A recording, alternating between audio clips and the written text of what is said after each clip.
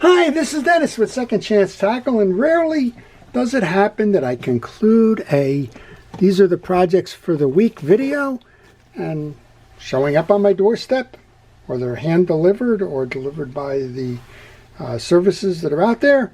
I get another set that I wish I had included in the video. So stay tuned. This is going to be more of the videos that I have on projects that are coming up this week. Some of the ones that we'll be working on will give you an idea about which ones may make it to video. And if you see something here that may not make it to video and I don't have it in my library, please let me know and I will try to accommodate that time permitting. So the first one was actually a drop-off, and it's got an interesting story to it. It was a series of reels that Ryan, who's local to me, found. He found them in the trash. And what better way to do giving a reel a second chance kind of a video than to go over what it is he found, see if we can restore these, see if we can get them out there fishing again. Not quite sure why they wound up in the trash. The rods and reels that he brought them in on were, well, they were beat up. And yeah, they do need servicing. There's no question about that. But it makes me wonder, was it somebody who maybe had passed away and somebody was doing a house cleanup and said these aren't worth it? Or maybe somebody couldn't find the right people to service. Maybe even some folks didn't know about YouTube and a guy out there who can show you how to do it yourself, which is kind of what this channel is all about. And I want to encourage you, if you like these kinds of videos, if you like to work on your reels yourself, if you enjoy the art of reel repair and learning about the manufacturers and the like, then please, by all means, subscribe. Now, I find it amazing as I look at the statistics on the channel, there's still almost 70% of the folks that watch a video are not subscribed to the channel. And I like to think that they're missing out by not subscribing, and that we can help them with that simply by pushing the button. Doesn't cost them anything to do this. Subscribe, just hit that button. You'll see all the videos I'm posting. I post frequently, and you'll be able to see if that's a video that you would like to watch. So let's talk about the first one in the trash. We'll call this the trash heap. This one is a Daiwa. It's a beautiful reel. This is a C-line, and this is a second generation C-line. This is not the original 50H. This one I think is probably the 300 or the 400H. Like most of them, it's lost its badge. This one's kind of interesting. Whoever had this at some point probably did the service. I would expect them to have done the service. This one's flipped. This one should be sitting inside on the ridge like that. It's flipped to the outside, those harness lugs. Very stiff, but credit to C-Line, and it works. This one needs a good cleanup, a tune-up, and it'll be ready to go fishing again. And I told Ryan this is probably the one that's closest to being able to have a second chance. Well, he brought in one on a pole. He brought two in on a pole because he couldn't even get the reels off. That's how old they were. This pole is trash, but the reel is not. Let's see if we can get this into focus. This one is a Penn level wind 309, missing the level wind feature. And it's kind of cemented onto the stick at the moment. He said he tried to get these screws out, couldn't do that. You can see lots of greening going on.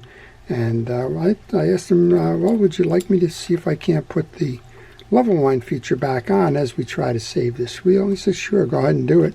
Cost wasn't really the object. Didn't cost him anything to take them out of the trash. And if we can restore this with that level wind feature, this one's got a lot of deep sea fishing left in it. So that was the second one that he brought in. And then the third one is a very interesting reel. I'm not sure we're going to be able to save this one or not. I'd like to think that we can.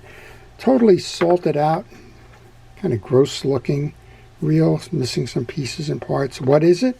It's an unusual one, but it happens to be one of the first reels that I actually took apart and serviced. This is a Penn 99. It's a Silver Beach reel. It's along the lines of a Penn 2.0 Senator. It's got a different size spool than, say, a Long Beach or that. It does have the single screw take-apart system. And right now, from what I understand, the clip here, the tension nut is frozen on. We have a split up here. Nobody's saving the pole for sure. we're going to try and get that off. Why do I say it's hard? It looks terrible. Doesn't sound much better. There's something going on inside there.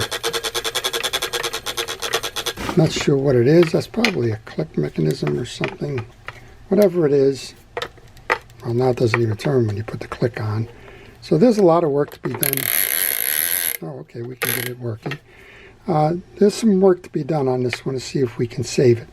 I always get asked, what do you do on something that's heavily corroded like this? And one of the easiest things to do is use toilet bowl cleaner. That will strip off the metal plating. In addition to that, if you do use toilet bowl cleaner, be very careful. It is hydrochloric acid in there. If you do use it, make sure you're gloved up. Make sure you're well ventilated. And, just don't go diving in with your fingers or your hand. Protect yourself if you do use it. It will strip all of this off. It'll bring it down to its base. I'm going to guess this is nickel-coated brass or chrome-plated brass underneath it. You're going to have to protect it a little bit more, but hey, this was in the trash, right? So maybe, just maybe, we'll be able to save that one. Very interesting piece. And then I had a fellow drop this one off. He told me he paid $10 for it at a local flea market. This, of course, is a Penn Squitter. This is the 140 Squitter. It's got heavy tarnish and chrome loss plating. But you know what? It works. Now this one, that's purely missing greases and oils. These have bearings in them, and you can see obviously has not been serviced in a very, very long time. Just all that grease and that is just kind of shed. And well, it'll be fun to clean it up.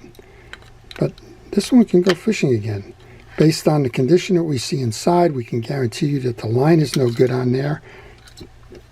And as part of the service, we're going to make sure that we probably strip the line off because there is some greases and oils on there. And well, we'll see what we can do to make that one go.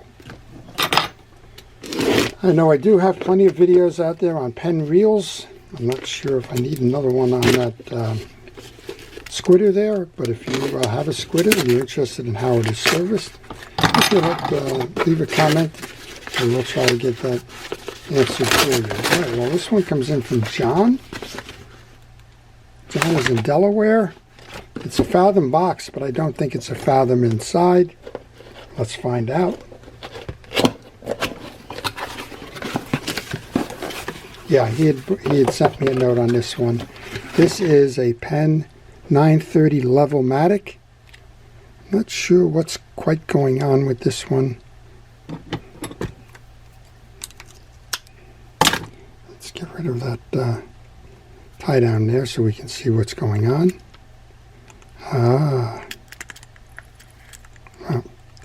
first and foremost, let's get that little thing that's catching on there.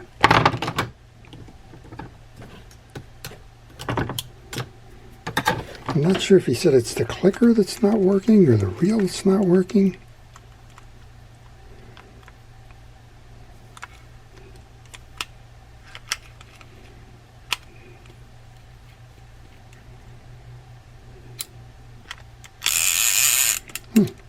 Interesting. I'm going to have to go back to him because the reel is in beautiful conditions. Everything seems to be working on it, and maybe just that it needs a tune-up. Let's see what we got. It appears that the anti-reverse is not working. Aha, everything I checked but the anti-reverse. Well, now it's working. This has one of those little finger-jointed anti-reverses inside. Okay, well, we may have to order a replacement if one is available. If not, we may have to work to compress that finger-styled anti-reverse dog. But maybe we'll make a video out of that because of what's in play there. Okay, next one comes up from where? Pennsylvania. This one comes in from Phoenix. Looks like Phoenixville. I'm going to take it as Phoenixville, Pennsylvania. Looks looks to be a Shimano, or at least a Shimano box. We just got that taken out before. I'm not familiar with this one. It's a mirror valve, the C500XG. It's not a mirror valve there, I don't believe. No, this is the Corvallis. It's the CV401, which means it is a left-handed reel. This one has a pretty significant gear grind in it. And that's probably because the free spool release is stuck. That's a fairly common issue with these, and a lot of times it's simply that the side plate was taken off. Well, this one hasn't been taken off. It doesn't seem like it's been taken off in a while. Side plate's been taken off and it's been misinstalled on the way back in. And there is a little bit of a trick to that. Let's see if we can get to that, or if we're going to have to wait for an opportunity to do this one. But these are nice reels. The 401 is a left-handed version of the 400. The 400 is a wide frame of the reel. Okay, this little guy right here is your free spool release. When you go to remount this, you want to make sure that you pull down on that release. Yep, that's firing. Pull down on that release.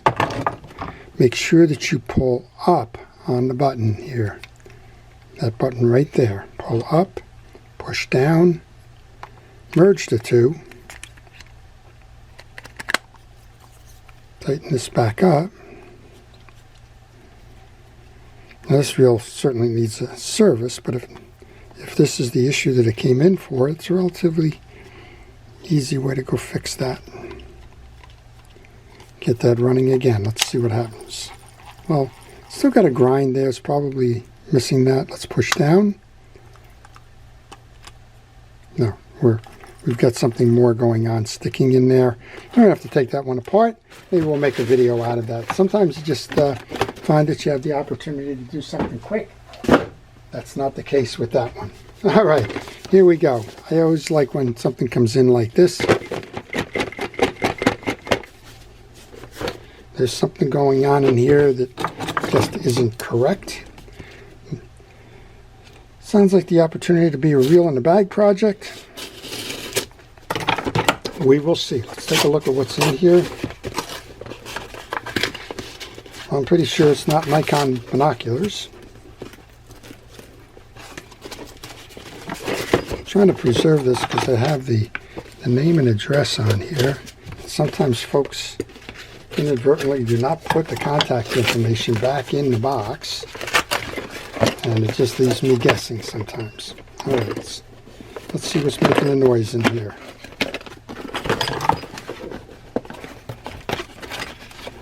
All right, so I did talk to this fellow about this reel. Can you guess what it is? This is a Pfluger Capital reel. They've had the reel apart and have kind of lost their way in terms of how to get it back together again. So I do have Capital reels. I do have experience in working with Capital reels.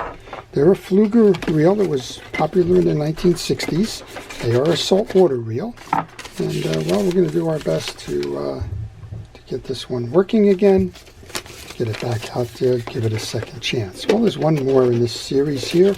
So let's take a look. That's the latest one that the postman knocked on the door for. And this one comes in from North Carolina. It comes in from David. Yeah, I know I should be using this one. I haven't trained myself yet. This is the cutter that another David gave me. Fearful that my fingers are going to wind up in the emergency room where he works. And what we have here, this is a Penn 10. So the Penn 10 is the Penn 9 on steroids. It's often referred to as the mag-tuned reel. This one clearly does not have the level wind in the right place. It's also missing the shield for the line guide. And we're just going to take that for whatever reason, this thing got messed up. So we'll get that one back. We got to order some parts on that, but we will take care to make sure that that one gets serviced as well. All right, there you have it. Second go round here. Another group of reels that I will be working on this week. And in addition to those, I hope to cover a brief history of Eagle Claw, the maker of hooks. We also made a couple of reels along the way. And the reason why I want to do that, they're celebrating their 100th birthday. They were founded in 1925, and I hope to tell a short story, show you a reel or two that Eagle Claw had made, and wish them a happy birthday as a company. All right, that's all I have to show you. Before I leave, I want to thank our first responders, our police, fire, safety, rescue, everybody involved in keeping us out of harm's way. I want to thank you for watching. And, well, this is Dennis with Second Chance Tackle, wishing everybody a great day.